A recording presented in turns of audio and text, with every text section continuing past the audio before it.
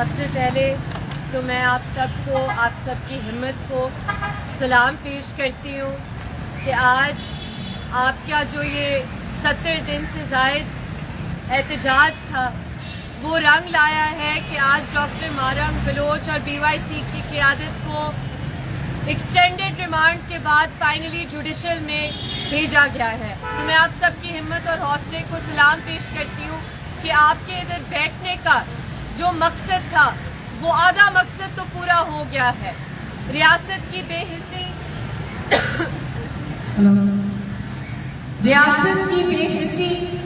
ریاست کی طرف جو آپ دیکھتے رہے، یہ ماں دیکھتی رہی کہ ریاست کا کوئی نمائندہ آ کر بات کرے گا، تسلی دے گا.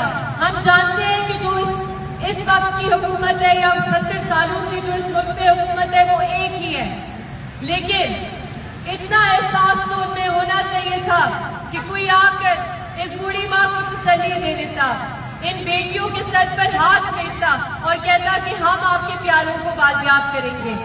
لیکن ریاست کی جو بے حسی ہم نے 70 دنوں سے دیکھی، اس کا بھی دنیا کے سامنے جو آپ نے چہرہ بے نقاب کیا ہے، یہ بھی آپ کی جیت ہے. میں آپ سب تو بہتر جانتے ہیں مجھ سے کہ جب آپ ادھر آئے تھے تو آپ کے خلاف کس طرح کا رویہ، کس طرح کا سلوک اپنایا گیا تھا. لیکن شاید ادھر کے لوگ بھول گئے ہیں تو میں کچھ باتیں صرف یاد دلانا چاہتی ہوں.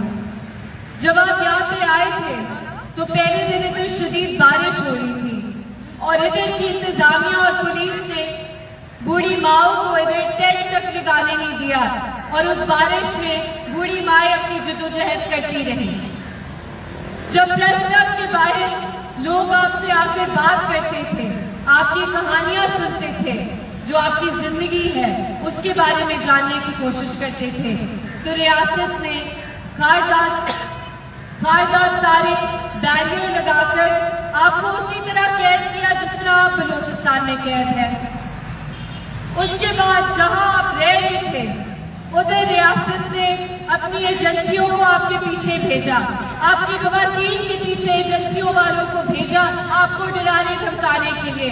لیکن میں آپ کی جرأت کو سلام پیش کرتی ہوں کہ آپ شاید واحد لوگ ہیں پاکستان میں جنہوں نے ایجنسیوں کے لوگ پکڑ کے پولیس اسٹیشن میں جمع کرائے کہ ان کے خلاف قانونی کارروائی کی جائے.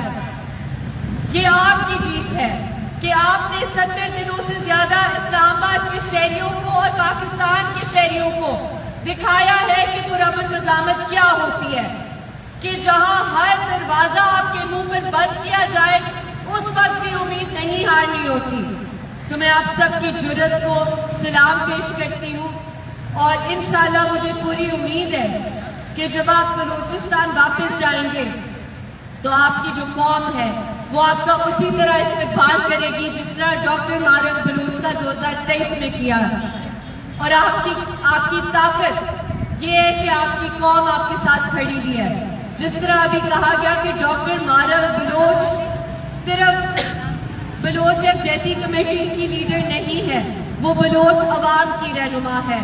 اور جتنی مرضی چاہے وہ ناانصافیہ کی جائے ڈاکٹر مارنگ بلوچ کے خلاف، وہی ڈاکٹر مارنگ بلوچ اس جابر نظام کے سامنے آ کر عدالت میں مسکراتی ہے.